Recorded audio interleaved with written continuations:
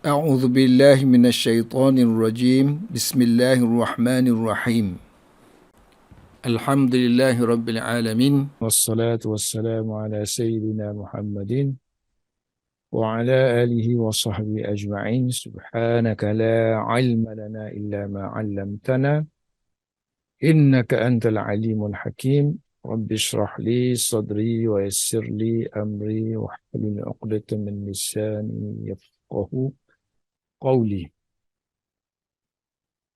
أما بعد. Pelajaran kita sebenarnya mengenai marfu'at. Ada 8 jenis marfu'at. Isim-isim yang terletak dalam ayat dan nama dia dengan pelbagai nama istilah nahu masuk dalam grup marfu'at. Antaranya ialah fa'il. Fa'il, naib, fa'il. Mubtada, khabar, khabar inna wa akhawan. Tiha, isim kana wa akhawatnya. Ma dengan la al-musyabbahataini bilaisa. Kemudian khabar la linafil jins. 1, 2, 3, 4, 5, 6, 7, 8. Kita masih lagi di tempat fa'il. Fa'il hukum dia marfu'. Cuma sekarang ni kebetulan dia sebut fa'il, maka disebutkan bersama hukum berkenaan dengan fa'il. Hubungan di antara fi'il dengan fa'il, hukum dia dari segi jantina dan dari segi bilangan. So dia dah sebut sebelum ni, kalau kita mulakan fi'il dan depan dia ada mu'annas hakiki, maka wajib dimu'annaskan. Qamat Hindun. Wajib dimu'annaskan. Kalau mu'annas itu mu'annas hakiki. Melainkan kalau ada pemisah. Qamat al-yawm Hindun. Boleh baca qamat, boleh baca qama. Kalau ada pemisah. Kemudian dia bagi contoh satu lagi, mu'annas bukan hakiki. Seperti matahari. Mu'annas yang tidak ada kemaluan. So dari segi fi'il ni kita nak muzakkar ke nak mu'annaskan? Dia kata kalau mu'annas ghairi hakiki, kita boleh baca tala'at asy-syamsu, tala'at asy-syamsu, ataupun kita baca muzakkar. Tala'a asy-syamsu. Biasanya kalau literature kita yang moden-moden ni dia lebih meraihkan ta lah. Tapi kalau kita tengok klasikal, yang turos-turos ni dia ikut selera penulis tu lah. Kadang dia guna tala'a, kadang dia guna tala'at, kadang dia guna tala'a. Baik, kalau kita pusing balik, kita letakkan syams dulu, barulah kita masukkan fi'il. Maka dia kata waktu itu wajib tala'at syamsu. Wajib muannaskan fi'il. Untuk muannas yang bukan hakiki. Kalau kita tak depan, kita ada pilihan. Kita nak buat fi'il itu dalam bentuk muzakkar ke muannas. Tapi kalau kita letakkan isim dulu, kemudian barulah fi'il. Jadi ini bukan fa'il dia. Dari segi makna memang fa'il dia lah. Tapi dari segi grammar dia bukan fa'il dia. Sebab fa'il dia, fa'il mestilah selepas kata perbuatan kan. So tala'at di sini. So dia punya fa'il dia dhamir lah. Kita wajib memuannaskan fi'il tu. So ta ni tanda bagi muannas. Sebab dia, reason dia, kalau kita baca asy-syamsu tala'a, jadi seolah-olah ayat ni belum sempurna lagi. Kemungkinan adanya perkataan lain yang ada mengena dengan syams. Tala'a, asy-syamsu tala'a, Dawuha. Matahari telah terbit. Bukan matahari yang dimaksudkan terbit sini. Cahaya dia. Dawuha tala'a. Jadi seolah-olah macam kalau kita buat muzakkar, dia macam masih lagi tergantung. Takut orang silap faham. Tapi kalau kita matikan terus, kita buat mu'annas, so tidak ada yang lain melainkan mu'annas ni refer kepada yang di belakang. Sebab kalau tak ada tanda mu'annas ataupun adanya dhamir dalam ni, mesti dia merujuk kepada yang belakang kan.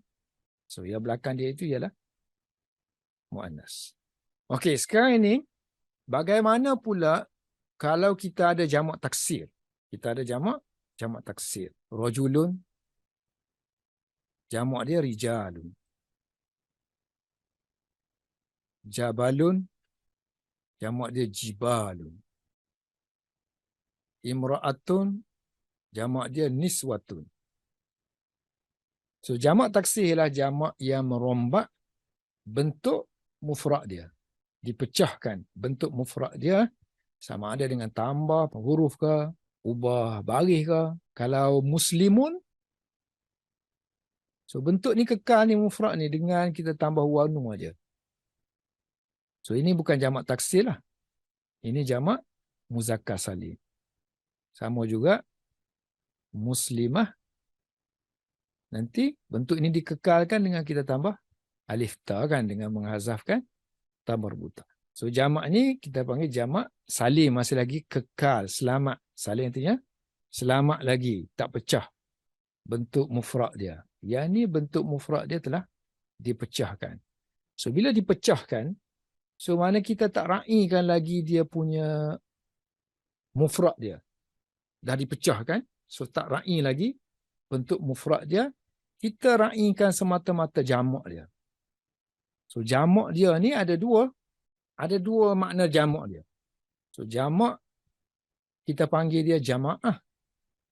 Kelompok rijal ni boleh juga kita kata kelompok satu jamaah. Satu jamaah lelaki. Ataupun kita guna istilah jam'un. Jamak kan? Ini makna jamak lah, kumpulan ni kan. So kadang-kadang kita tak raikan lafaz dia ni. Kita raikan makna dia. So makna dia boleh jadi jamaah, boleh jadi jam'un. Kalau kita raikan jamaah, artinya dia mu'annas. Kalau kita raikan lafaz jam'un, makna dia muzakkar. Jadi semua jamak taksir ni boleh diraikan muzakkar, boleh diraikan mu'annas, sama seperti kes yang ni. Mu'annas ghair hakiki kan? Mu'annas yang ghair hakiki, yang tidak hakiki ni, asyamsu ni, kalau kita letak kata perbuatan di sini, kita boleh buat kata perbuatan ni dalam bentuk muzakkar ataupun mu'annas. Tala'a pun boleh. Tala'at pun boleh. Tala'a boleh, tala'at boleh. Sama dengan rijal. Kita masukkan ar-rijal kan? Ar-rijal. So kalau kita consider dia sebagai jam'un, kita tak layan dah dia, asal dia ni ialah lelaki. Kalau asal lelaki, sepatutnya koma lah kan. So kita tak layan dia lelaki, kita layan ni. Lafaz dia ni, makna dia jam'un. So kita boleh muzakkarkan dia. Qama ar-rijalu. Ataupun kita tulis ini, mu'annaskan dia. Qamat. So qamati ar-rijalu. Lelaki-lelaki telah berdiri. So kita boleh tulis macam ni, boleh tulis macam ni. Masalahnya, kalau kita tulis macam ni okey lah kan. Ataupun macam ni. Kalau kita tulis macam ni okey lah. Qamar rijal. Sebab lelaki ni lelaki. Kalau lah pemeriksa kita tu, kalau kita buat penulisan, tulis makalah, kita isi ada orang editor kan. So dia tak berapa mahir dengan nahu ke apa. Dia nak check ni, dia kata, oh salah dia kan. Yang ni salah. Qamat ar-rijal salah. So kalau nak jadi scholar, nak kena tahu nahu saraf lah. Hebatlah. Nak bicarakan benda-benda yang ilmiah. Okey, jamak taksir, hukum dia kal muannasi. Seperti muannas yang al-ghairi, yang bukan hakiki. Hakiki. Yang bukan hakiki artinya sama dengan syamsun. So, kamu boleh sebut macam ni. Taqulu qama rijalu. Telah berdiri lelaki. Yang ni muzakkar. Mufrad ni sebab kita mulakan ayat mesti mufrad kan. Sekarang ni kita nak tahu dia ni jantina dia tu. Jantina dia muzakkar ke muannas? Yang qama ni. Macam ni pun boleh sebab kita consider makna dia jam'un. Lafaz jam'un. Wa in syi'ta. If you want, you can say qulta. Kalau kamu mahu, kamu boleh kata macam ni. Qamatir rijal. Muannaskan. Qama. Baik. Kalau kita letak depan, sebut ar-rijal dulu. Macam mana kita nak baca? Nak baca qama ke? Nak baca qamat ke? Nak baca qamu ke? Okey, kalau kita baca qamu, makul. Logik. Sebab ni jamak. Refer kepada lelaki. So bolehlah. Waw tu, domir tu kan? Waw jamak kan? So refer kepada lelaki. Okey. Tapi kalau kita baca qama, tak betul. Sebab dalam ni ada huwa kan? So huwa mesti refer kepada si. Sedangkan rijal ni, dia bermakna jamak. Jamak ataupun jamaah. Banyaklah. Ini seorang. Tak boleh lah. Kalau kita muannaskan ar-rijalu qamat, boleh tak muannas? Boleh sebab kita consider kepada lafaz jamaah ta tu al-jamaah qamat.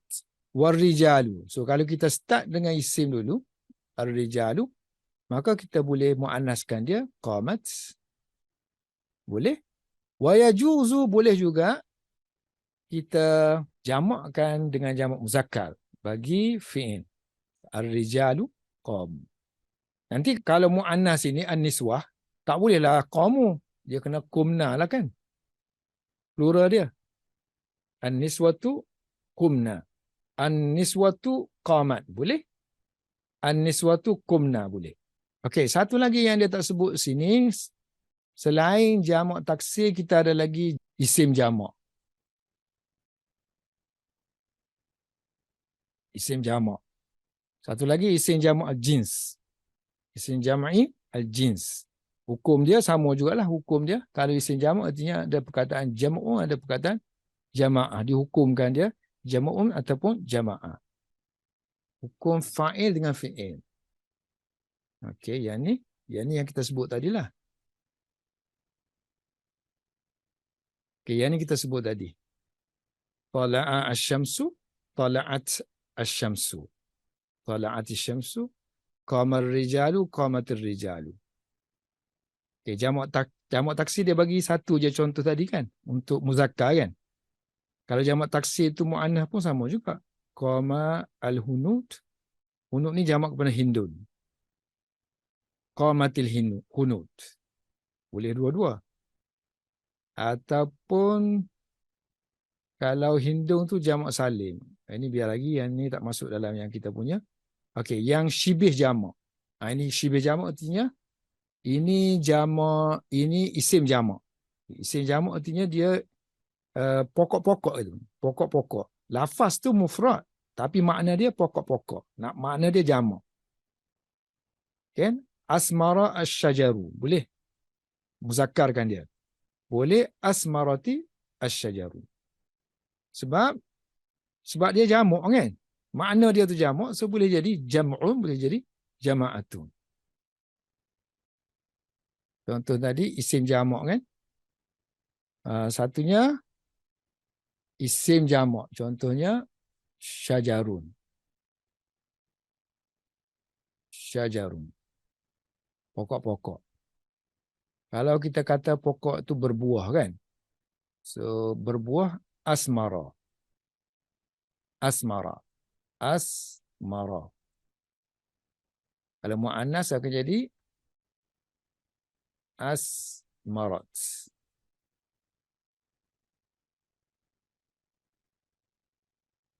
So untuk isim jamak kita boleh dua-dua. Boleh pakai asmara, boleh pakai asmarat. Okey, selesai yang tu. Sekarang ni masuk tentang hukum wajib takdim fa'il. Kalau kita ada fa'il, kita ada maf'ul. Contohnya kita ada daraba Zaidun Aliyan. Zaid telah memukul Ali. Oleh kerana baris dia ni, kalau kita baca jelas dan kita tahu yang memukul sini adalah Zaid. Pengarang ni dia ataupun orang yang bertutur ni, dia maksudkan yang memukul itu adalah Zaid.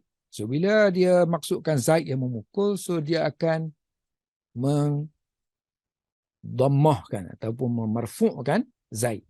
Ali selaku objek dia fathahkan. So bila keadaan macam ni, bila kita dah tahu siapa pemukulnya, siapa yang memukul, siapa yang kena pukul, kedudukan tak mustahak. Sebab kita dah ada tanda.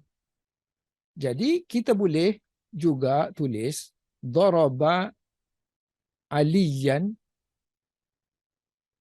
Zaidun. Lebih-lebih lagi dalam Al-Quran kan. Fa'il dulu tak ujung sekali. Maf'ul awal-awal lagi. So, daraba Aliyan Zaidun. Ali tak mungkinlah jadi fa'ilnya. Bukan Ali yang memukul. Sebab kalau Ali memukul, dia tak baca macam ni. Dia kena baca Aliyun. Tak mungkin daraba Aliyun Zaidun. Dua-dua pelaku perbuatan. Tak mungkin. Jadi satu aja kan. Letaklah macam mana pun. Tanda ni menunjukkan siapa pelaku, siapa yang kena laku. Baik. Dalam keadaan-keadaan yang tertentu, dia punya tanda ni tak jelas, tak nampak. Sama. Contohnya, untuk isim maksur. Musa dengan Isa. Semuanya berakhir dengan alif maksurah. Ya yang tak ada titik tu kan. Musa, Isa. So dalam keadaan apa pun, keadaan rafa', keadaan jar, keadaan nasab, tetap dibaca Musa dengan Isa. Jadi kita tak pasti mana satu yang fa'il, mana yang maf'ul. Sebab bahasa Arab kan boleh kita letak maf'ul dulu. Kalau biasanya, fa'il dulu. Barulah maf'ul. Boleh juga kita letak maf'ul dulu, barulah fa'il. Tapi kalau lafaz tu sama, confuse lah. Kalau kita letak Musa sini, Isa sini. Kemudian sini, Isa sini, Musa sini. Tak tahu siapa yang melakukan perbuatan itu, siapa yang kena lakukan. Tanda tak jelas. Jadi oleh kerana tanda tak jelas, menjadi kewajipan untuk kita menghilangkan keraguan itu, kita kena letak yang pertama seperti keadaan normal dia. Yang pertama itulah fa'il. Jadi dia kata sini wajib. Wayajibu, wajib mendahulukan.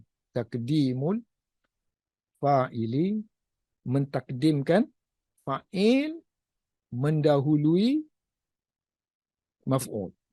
Maf'uli.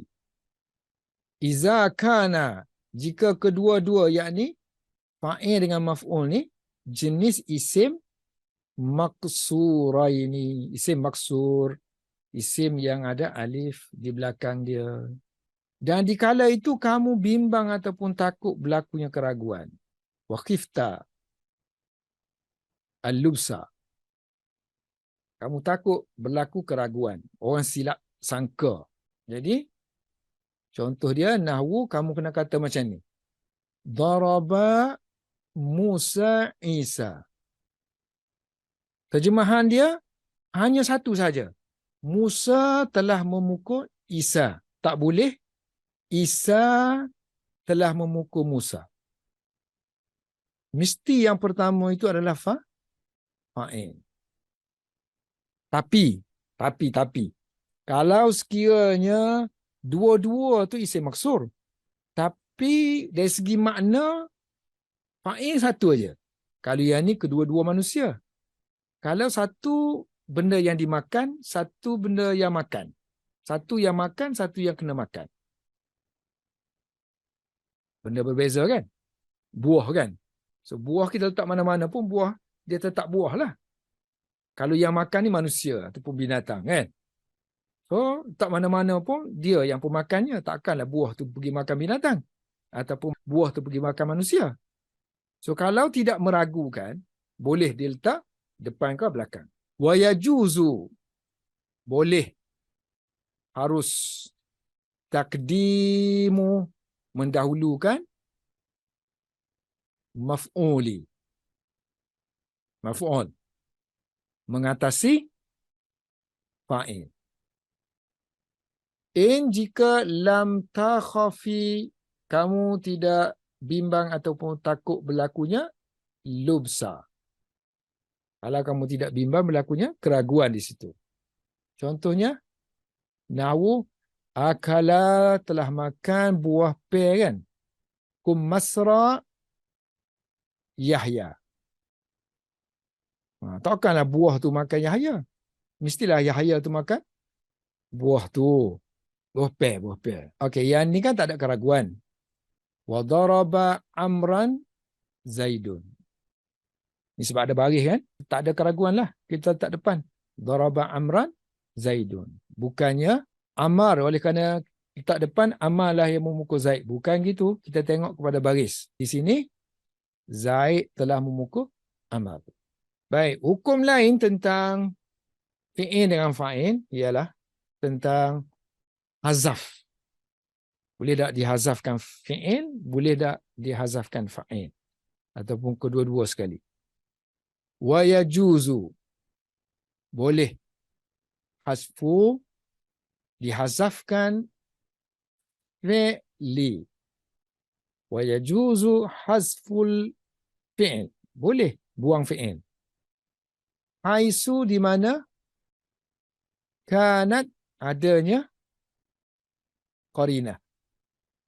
Qarinatun. Kanat ni makna dia hadasat lah. Hasalat ataupun wujidat. Ya. Hadasat. Ni kanat tamah lah. Bila ada ni, wujud. Bila ada. Qarinatun. Adanya qarinah. Kalau kita kata kana ni fi'il nakis, so isim dia tak ada pula. Isim dia mana sini tak ada kan? Yang ni kalau kita baca qarinatan. Contoh, nahwu. Orang tanya, man darabah? Siapa yang telah memukul? Orang tanya kan, man darabah? So kita jawab, Zaidun. Kita malah sebut darabah Zaidun kan? Kita sebut Zaidun. Artinya kita telah menghazafkan darabah kerana konteks di situ, konteks soal jawab kan? Siapa yang telah memukul? So tak perlu lagi tulis ayat yang lengkap darabah Zaidun. So kita hanya sebut Zaidun pada jawapan orang yang bertanya. Man qala, man darabah. Wa kaza, begitu juga boleh ya juzu. Hasful, hilangkan fi'il dan juga fa'il. Wal fa'il. Together. Man. Contohnya kita kata na'am kan? Qala na'am. Pada jawapan orang yang bertanya. Aqama Zaidu? Adakah Zaid telah berdiri? Sepatutnya kalau na'am ni itu yang na'am. Qama Zaidun lah kan? So konteks dia tak perlu panjang-panjang kan? So kita hazafkan. Boleh. Waqad. Kadang-kadang yuhzaful fa'ilu. Kadang-kadang dihazafkan fa'il. Contohnya, daraba Zaidun aliyan. Kita buang yang ni, ganti dengan yang ni, tapi yang ni kena ubah dia punya sirah dia. Jadi sirah majhul, duriba aliyan akan jadi aliyun. Jadi dia kata Zaid tadi selaku fa'il sekarang ini telah diganti oleh maf'ulun bih. So boleh dihazafkan fa'il Zaid wa yuqamu dan diganti maf'ulu Ali ni dan maf'ul ditempatkan di tempat muqamahu di tempat fa'il. Iza kana al-fi'lu, syarat dia jika fi'il yang ni kita tukar sirah dia jadi majhul. majhulan. Apabila iza kana al-fi'lu, apabila fi'il menjadi majhul, boleh nahwu duriba Zaidun. So kalau kita baca macam ni, artinya ada fa'il yang dihazafkan. Dan ini kategori yang keberapa ni? Naib fa'il ni. Kategori yang kedua lah. Selepas fa'il kan. So wahuwa yang ni akan dibicarakan pada bahagian yang kedua. Wahuwa al-qismu as-sani dalam bab marfu'at. Marfu'ati. Marfu'at ada 8. Yang pertama fa'il, yang kedua naib fa'il. Hukum tentang fi'il dengan fa'il ni banyak. Kitab Hidayatun Nahwu ni dia pertengahan. So dia datangkan hukum-hukum yang sesuai dengan tahap pertengahan. Kalau ingat yang ni pun alhamdulillah. Ingat hukum tadilah. Mu'annah muzakkar tadi nak tulis tala'a asy-syamsu, tala'atis syamsu, qamar rijalu, qamatir rijalu. Diharuskan qamat al-yawm Hindun, qama al-yawm Hindun. Wajib qamat Hindun. Okey, wallahu a'lam bissawab.